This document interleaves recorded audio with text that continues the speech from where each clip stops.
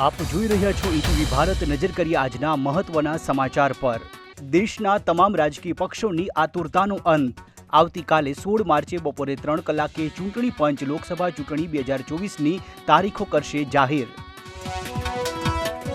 અમદાવાદના મેમનગર સ્થિત શ્રી ભીડભંજન હનુમાનજી મંદિરે દર્શન કરીને કેન્દ્રીય ગૃહમંત્રી અમિત શાહે કર્યો ચૂંટણી પ્રચારનો પ્રારંભ. એક જનસભાને કર્યું સંબોધન. અમદાવાદમાં ગૃહમંત્રી અમિત શાહની જનસભા મોદી સરકારની ઉપલબ્ધિ ગણાવતા શાહે કહ્યું પીએમ મોદીના નેતૃત્વમાં દેશ બન્યો છે સુરક્ષિત. ઇલેક્ટોરલ બોન્ડના મુદ્દે કોંગ્રેસના નેતા અને રાજ્યસભાના સાંસદ શક્તિસિંહ ગોહિલે ભાજપ સરકાર પર સાધ્યું નિશાન. કહ્યું પોતાના ફાયદા માટે કરી હતી ઇલેક્ટોરલ બોન્ડની જોગવાઈ.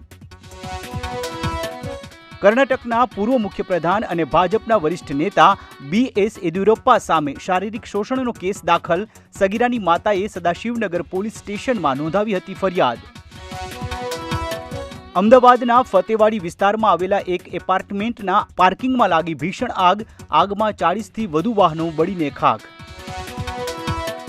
પાટણના શંખેશ્વર હાઈવે પર પિકઅપ ડાલુ અને કાર વચ્ચે ગમખ્વાર અકસ્માત. બંને ગાડીઓમાં આગ ભભૂકી ઉઠતા કારમાં સવાર 2 મુસાફરો બળીને ભડથું.